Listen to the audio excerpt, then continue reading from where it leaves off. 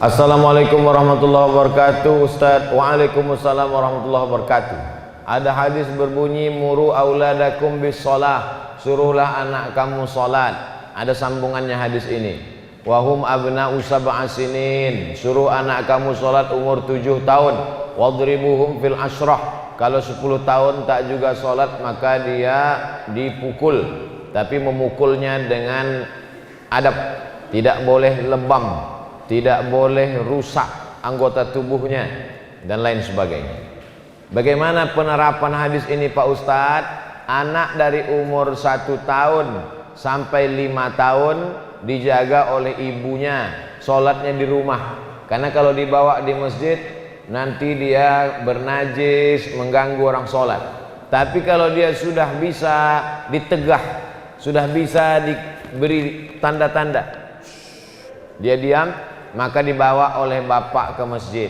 Kalau dia belum berkhitan, maka dia dibuat sop di belakang khusus anak-anak. Kalau dia sudah berkhitan, maaf karena di ujung kemaluannya ada najis, maka bisa memutus sop. Begitu kata Syekh Atiyah Saqar, Mufti Al-Azhar.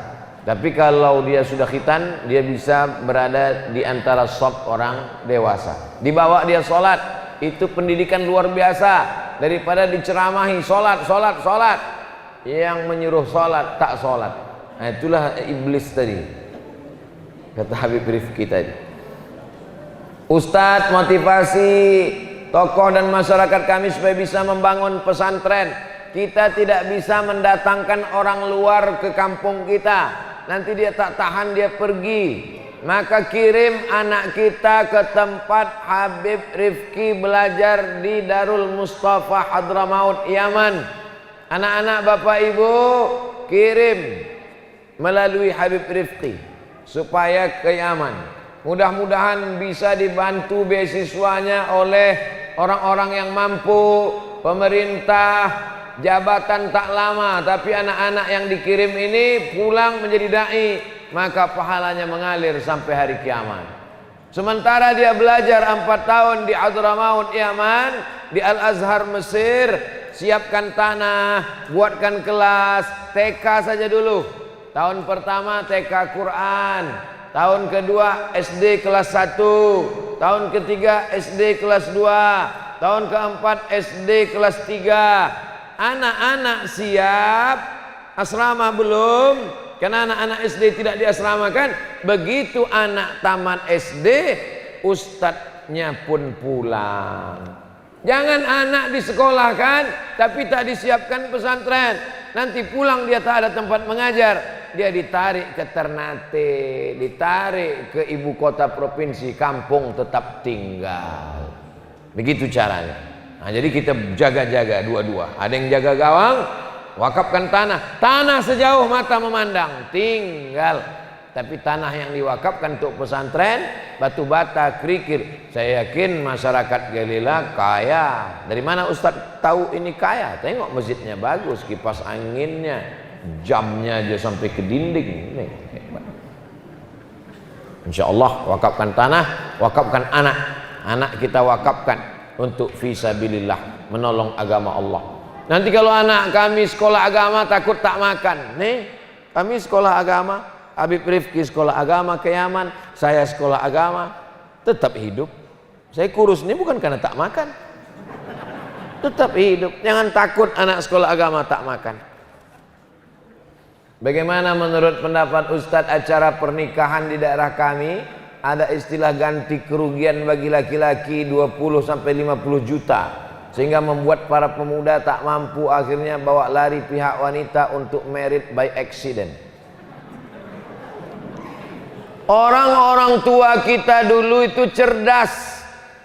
Dia tahu anak muda ini nanti kalau tidak punya modal, rumah tangganya kacau balau. Jadi untuk memberi mereka modal, dibuatkan peraturan adat istiadat. 20 juta, 30 juta diberikan ke dia supaya nanti dia bisa buka kebun, buka ternak. Tapi orang zaman sekarang memahaminya kaku. Akhirnya kalau laki-laki tak punya uang 50 juta tak nikah. Tanam pinang rapat-rapat agar puyuh tak bisa lari. Sudah kupinang tak dapat-dapat, kupujuk-pujuk kubawa lari. Akhirnya malu. Maka sebagai keluarga perempuan, kalau ada anak laki-laki mulai mendekati anak gadismu, kalau kau mampu tolong dia. Hai anak muda, aku tak mau melanggar adat istiadat kita. Kau tetap ganti rugi 30 juta, tapi uangnya dari aku. Tapi jangan kau ceritakan ke yang lain. Jangan katakan adat ini tak baik. Baik untuk modal mereka, tapi disiasati. Banyak orang tua sekarang lebih mau makan di daun daripada makan di piring. Dipinang bagus-bagus tak dia kasih. Setelah dilarikan baru dia mengamuk. Padahal akad nikah sekali seumur hidup, disitulah dia akad dengan marah. Aku nikahkan kau dengan anakku dengan... Jaga anak gadis kita Bapak Ibu. Jangan sampai anak muda ini unjuk rasa. Ini salah satu bentuk unjuk rasa mereka. Turunkan harga mahar. Seorang imam sholat setelah selesai berzikir balik arah menghadap ke jamaah. Apa dalilnya? Dalilnya hadis Nabi. Setelah selesai sholat, Nabi menghadap kepada jamaah. Hadisnya sahih. Ustadz Somad kenapa miring ke kanan? Hadis juga, Nabi selesai sholat miring ke kanan. Kenapa Nabi miring ke kanan? Karena jamaah sahabat Nabi minta barokah sebelah kanan. Ya Rasulullah, kasihlah kami barokah sebelah kanan. Maka Nabi menghadap ke kanan supaya jamaah dapat barokah sebelah kanan. Kenapa Nabi menghadap ke jamaah? Karena Nabi mau inspeksi, bertanya, asyahidun fulan, asyahidun fulan, asyahidun fulan, mana si fulan, mana si fulan, mana si fulan. Kenapa tidak datang sholat berjamaah? Kenapa tadi Ustaz tidak menghadap ke jamaah? Saya tak kenal. Siapa yang mau saya periksa? Maka saya miring ke kanan. Jadi dua-duanya sunnah. Apa pendapat Islam tentang seorang dukun yang mengaku bisa menghapus dosa dengan cara memukul pakai batang kelor? Ini dalam satu pertanyaan ini isinya 3. Yang pertama, dukun. Man ata kahinan, siapa yang datang ke dukun, fasaddaqahu bima yaqul, percaya pada cakap dukun, falam tuqbal lahu salatun arba'ina lailah, tak diterima salatnya 40 hari 40 malam. Hadis yang kedua, man ata kahinan au arrafan, siapa yang datang ke dukun, fasaddaqahu bima yaqul, percaya pada cakap dukun, faqad kafara bima unzila ala Muhammad SAW, maka dia dianggap sudah kafir, ingkar kepada wahyu yang diturunkan kepada Nabi Muhammad SAW. Hai dukun-dukun, bertaubatlah. Dukun yang boleh, dukun sunat. Dukun yang pakai jin, pakai hantu, pakai setan. Adapun alim ulama, habib dengan zikirnya, dengan doanya, mendoakan air putih. Baik, riwayat Abdullah bin Abbas, boleh membacakan zikir-zikir dan doa, dibacakan kepada air, diminumkan untuk mengusir gangguan hantu setan, diminumkan untuk mudah melahirkan, baik. Tapi meminta kepada jin tak boleh. Menghapus dosa, yang bisa menghapus dosa hanya Allah. Caranya mandi taubat, sholat sunat taubat, beristighfar. Dukun tak bisa menghapus dosa. Memukulkan batang kelor, orang yang pakai susu mengeluarkan susuknya pakai daun kelor. Daunnya dimasukkan ke air, ditumbuk pakai batu giling, masukkan ke air, airnya diusap-usapkan ke badannya. Mana dalilnya pakai daun kelor? Dalam hadis tak disebut daun kelor, tapi daun sidir. Daun sidir, daun bidara yang dipakai memandikan mayat. Saya ada tanam daun bidara depan rumah saya. Jadi kalau ada orang kerasukan, ada orang susah mati, diambil daunnya, diramas-ramas, hancur atau ditumbuk, masukkan ke air, bacakan Al-Fatihah sekali, Qul huwallah 3 kali, Qul a'udzu bil falaq sekali, Qul a'udzu birabbin nas sekali, ayat kursi sekali, solawat 10 kali, dihembuskan ke air, dimandikan, diusapkan ke badan untuk mengusir, menghalau gangguan-gangguan. Daun sidir itu batangnya berduri. Yang berduri-duri itu jin, hantu, setan takut. Takutnya bukan kepada itu, tapi kepada sunnah Nabi Muhammad SAW, kepada ajaran kekuatan akidah seseorang. Tapi Pak Ustadz, kami pukulkan batang kelor, dia mati. Bukan karena batang kelor itu, tapi karena memang ajalnya sudah sampai, atau memang pukulnya terlalu kuat, mati dia sekalian. Pakai daun kelor tak juga mati, pakai batang kelor mati.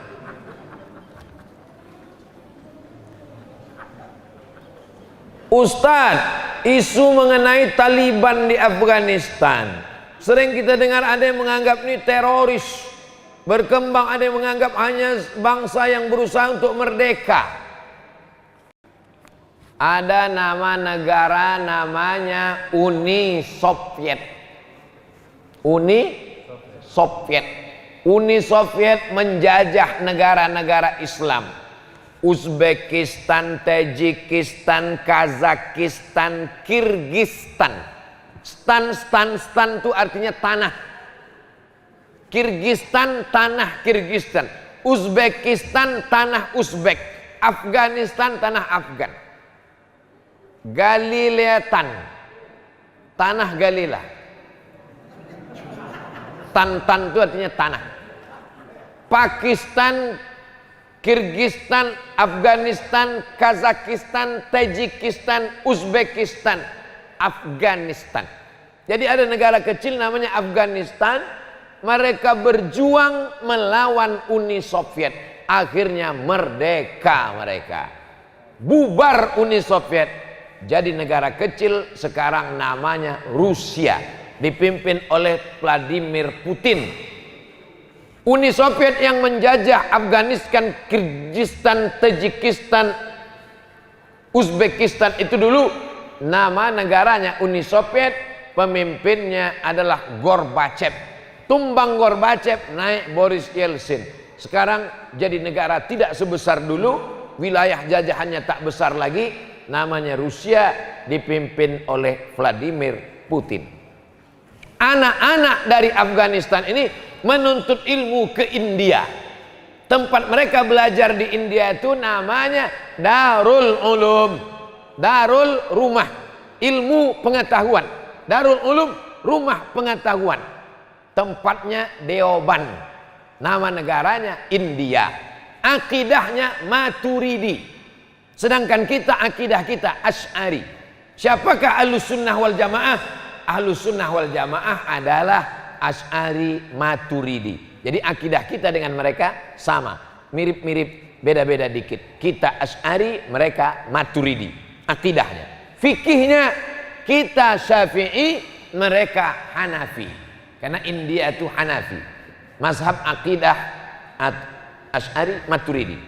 Mazhab fikih 4, paling tua Hanafi, nomor 2 Maliki, nomor 3 Syafi'i, nomor 4 Hambali. Kita Syafi'i. Kenapa kita bermazhab Syafi'i?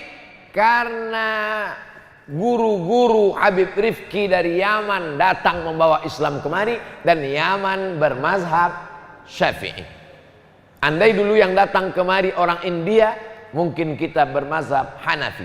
Tapi katanya Indonesia ini datang ulamanya dari India. Betul.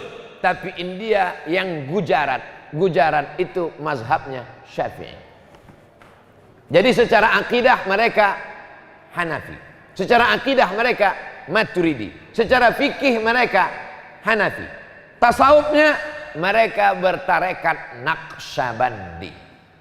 Taliban berasal dari tolaba, penuntut ilmu. Anak-anak Afghanistan yang belajar ilmu ke Darul Ulum Deoban, balik ke kampung halamannya membawa 3. Akidahnya Maturidi, fikihnya Hanafi, tasawufnya Naqsyabandi.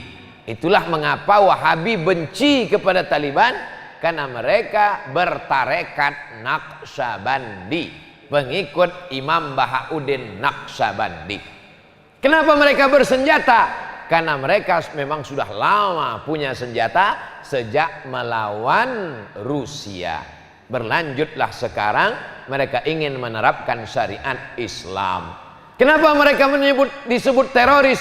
Yang menyebut teroris Amerika, karena Amerika diusirnya, lari tunggang langgang lintang pukang pulang ke Amerika. Ini kalau diupload nanti banyak yang membuli saya. Tak apa-apa, karena yang memancing orang galela. Kami mau bertanya kepada Bapak Ustadz, bagaimana menurut Bapak tentang vaksin COVID-19 dari kesehatan dipandang dari kacamata Islam? Karena banyak berita hoax dari mulut ke mulut sehingga orang segan. Vaksin itu menyebabkan orang tidak mau dua. Yang pertama karena babi, yang kedua karena mudarat. Pertama karena babi, yang kedua karena mudarat. Kalau dikhawatirkan mudaratnya, maka tanya dokter, Pak dokter, apa mudarat yang paling ringan? Karena Abdul Somad tak tahu apa isi mudarat dalam vaksin. Kalau tentang masalah babinya, babi memang haram. Semua ulama sepakat babi itu haram, tapi makan babi bisa halal. Saya ulang sekali lagi, ini kalau belum sarapan bisa kacau nanti. Babi itu haram, tapi makan babi bisa halal. Jangan dipotong video ini. Ada yang motong video dibuatnya judul Abdul Somad menghalalkan babi. Habis saya dicaci maki. Saya ulang sekali lagi, babi itu haram, tapi makan babi bisa halal. Kapan makan babi bisa halal? Masuk ke hutan, tidak ada makanan, pilihannya cuma mati dan makan babi. Pilih mana? Pilih makan babi, tak boleh pilih mati. Begitu juga orang yang mengatakan boleh pakai vaksin, kenapa? Daripada mati.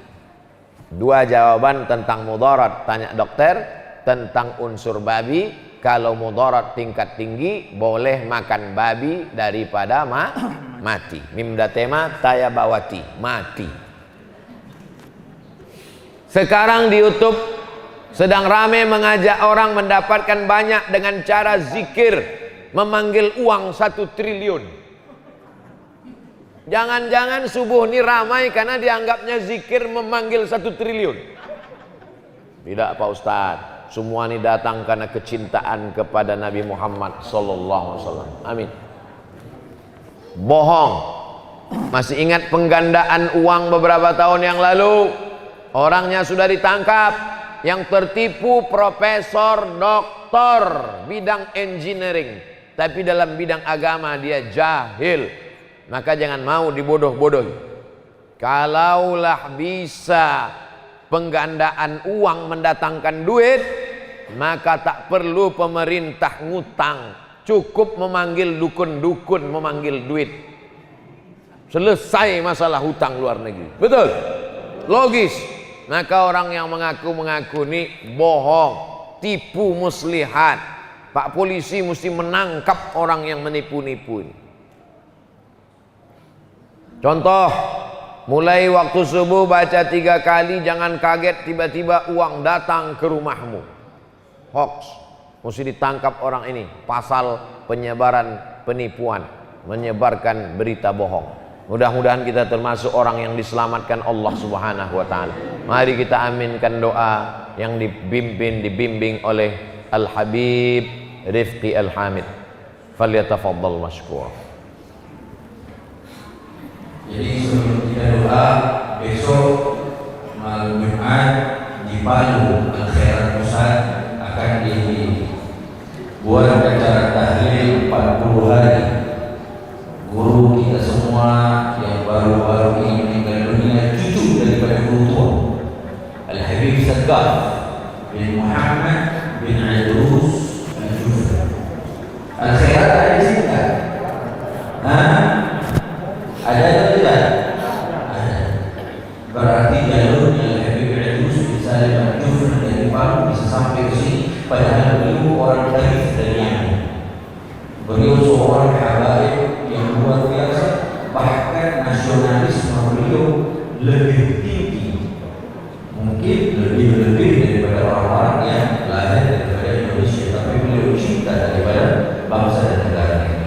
Maka kita hadiahkan surat Al-Fatihah kepada Habib Syekh bin Muhammad bin Idrus bin Salim Al-Jufri, ayah beliau Habib Muhammad, kakek beliau Habib Idrus bin Salim Al-Jufri, dan seluruh daripada pengajar-pengajar al-khairat yang sudah kembali ke hadapan Allah Subhanahu wa taala. Mudah-mudahan Allah Subhanahu wa taala mengumpulkan mereka beliau bersama sahibul khairat yaitu Nabi Muhammad sallallahu alaihi wasallam. Allah tempatkan mereka guru-guru kita semua di dalam surga Allah Subhanahu wa taala bersama baginda Sayyidina Muhammad sallallahu alaihi wasallam, dan ilmu yang mereka tinggalkan menjadi manfaat besar untuk kita. Amin ya rabbal alamin. Wa ila hadratin Nabi Muhammad sallallahu alaihi wasallam. Al-Fatihah. A'udzu billahi minasyaitonir rajim. Bismillahirrahmanirrahim. Alhamdulillahirabbil alamin arrahmanirrahim maliki yaumiddin. Qul an'amta 'alaihim ghairil maghdubi 'alaihim waladdallin. Amin. Kita baca ya Rabbil